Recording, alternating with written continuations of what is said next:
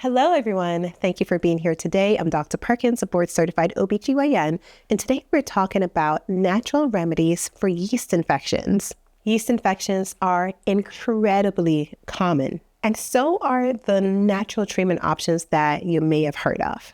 But the question is, are they effective? What works? What doesn't work? But truly, when should you seek real medical treatment? And that's what we're going to talk about today.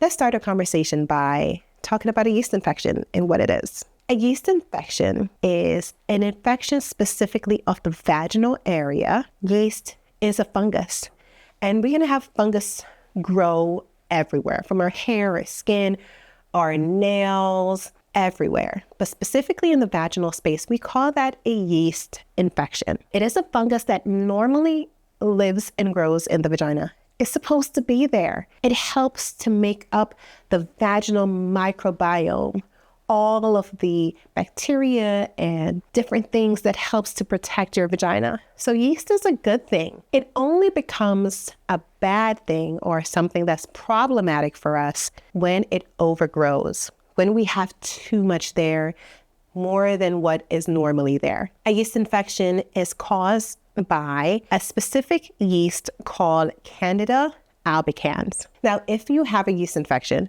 you may be having a change in your discharge that is now a thick, white, clumpy type of discharge. You may be having itching or swelling of the vulva or your vaginal lips. You may also have irritation that you may feel during sexual intercourse or even just moving and walking and moving throughout your day. Yeast infections, as I mentioned, is incredibly common to the degree that most people during their lifetime will experience at least one yeast infection. And so treatment is naturally an antifungal medication. Because yeast is a fungus, we want something that will kill fungi. Yeast infections are often treated and best treated by either taking a medicine over the counter. Oftentimes, this could be like miconazole, in general, antifungals, and an azole, azole. So miconazole, tinidazole, these are medicines that help to reduce and get rid of yeast or fungi. In addition to that, if you get a prescription treatment, this is diflucan, which is a medicine that is taken by mouth.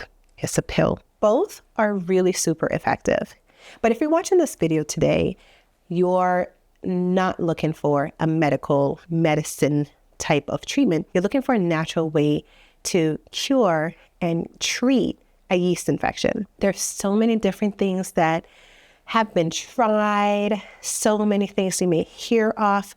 And so I'm going to talk about quite a few of them that has some degree of science or studies that have been done surrounding them and proves in some way to be effective at treating a yeast infection. So the most evidence-supported treatment or natural remedy comes in the form of a probiotic. Probiotics are so great at helping the microbiome in the vaginal space flourish. It helps to encourage the growth of the bacteria and yeast to the degree that is considered to be normal in the vaginal space. It becomes a little bit challenging at times because when we think of probiotics and how they're typically given, they're taken by mouth, and these are bacteria that we hope to go through the entire GI tract. That's from your mouth to your stomach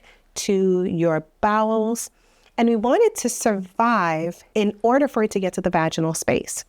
And so this creates a little bit of a challenge because it is very difficult to have bacteria survive throughout your system in order to arrive to your vaginal space and actually have an effect. Research shows that if you are taking a probiotic that has Lactobacillus rhamnosus or Lactobacillus reuteri, both of these have been effective at increasing the appropriate cultures as well as yeast in a healthy way in the vagina.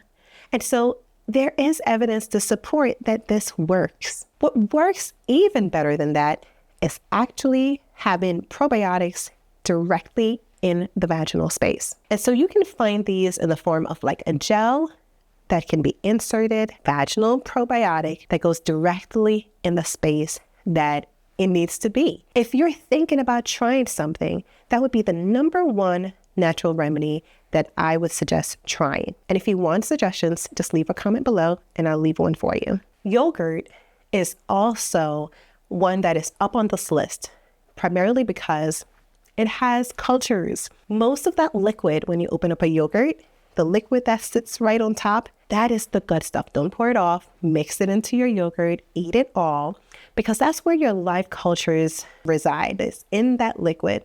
And that's what you need to help your GI tract, your gut, as well as your vagina. A study was actually done in 2015, and it showed that if you pair honey and yogurt together, that your symptoms when it comes to a yeast infection will just go away. There is research that supports using probiotic and yogurt together to help cure and treat a yeast infection. Switching course, we're going to now talk about coconut oil. It is actually one of those things that can easily be found in almost any kitchen anywhere, and one that is so good for so many different reasons. I mean, it's good for hair and skin. It's helpful for irritations and burns. It is also helpful down there as a lubricant, and it is wonderful at helping to treat a yeast infection. And the reason is, in addition to all the properties that it holds, one important thing that it has is antifungal properties. It works against fungi, which again, yeast is a fungus. Coconut oil is a wonderful treatment, and there's many different ways that you can use this. Coconut oil would be solid at room temperature. And so if you take this and you rub and apply it to your vulva, it is very helpful, soothing. It helps to fight the fungus. And so I've also heard that trying to soak a tampon in the oil and freezing it, then apply it internally in the vaginal space for a short period of time, applies the coconut oil inside, and this helps with your yeast infection as well. Now, I say that I've heard, I've not tried it myself. And as far as this direct method of getting the coconut oil inside hasn't been science-backed, but I've heard that it helps. And it's just a means to get the coconut oil on the inside. I will absolutely caution in using the tampon soaked in the oil because we don't want to increase the risk of infection, other infections like bacterial vaginosis or even STDs that can be caused by moving bacteria from the outside to the inside or cause an irritation or a breakdown in the physical nature of your vaginal walls. We want to take absolute caution in trying such a thing and make sure that you actually talk with your doctors before attempting to insert anything internally. Boric acid is one that has been well studied, and I absolutely love boric acid when it comes to the vagina. It works really, really well with maintaining the acidity of the vagina, but it also does really, really well with helping with yeast infections and bacterial vaginosis as well. It is not what we would consider to be natural because it is a compound, but it is really, really effective at helping if you tend to get a lot of yeast infections or you are getting treatment and it is not completely clearing the infection. There are other remedies that exist that really they've not been proven to work really well. Douching is one of them.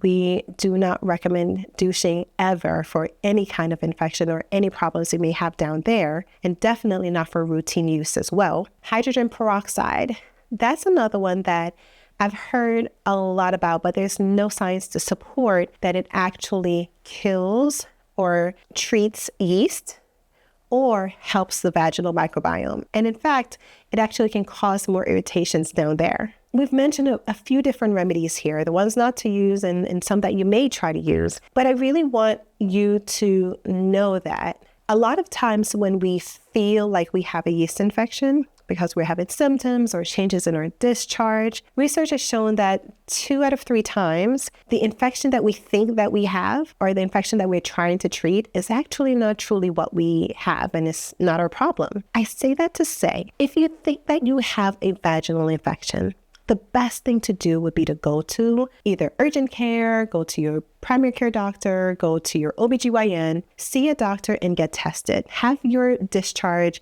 and your vaginal space sampled because we don't want to take medicines or try different things to treat an infection that we don't have or treat the wrong infection. Also, if you're pregnant or if you have any underlying medical problems like diabetes, hypertension, any immunosuppressive conditions, I would absolutely recommend that you seek medical care prior to treating any infections on your own. Some of these natural remedies, from the probiotics to the coconut oil to boric acid, they work really, really well for mild infections, for very little symptoms. But if you have severe infections, if you have been having an infection for a very long time and it's just not clearing, if you are having recurrent infections, this is when I would also recommend that you see your doctor. Try not to treat this on your own. Let's try to get to the source and figure out why you're experiencing the things that you are. The vaginal microbiome is extremely linked with our hormones and our overall hormonal picture. And so because of this, I'd like to send you a copy of my ebook, Hormones Don't Lie. I'd like to give you some information and possibly some treatment options or strategies that may help you on your journey. If you'd like to get a copy of this ebook, again, it is free. I'd love to send it your way. Just click on the link below this video and I'll send it right over to you. Thank you for listening in, and please join me next time.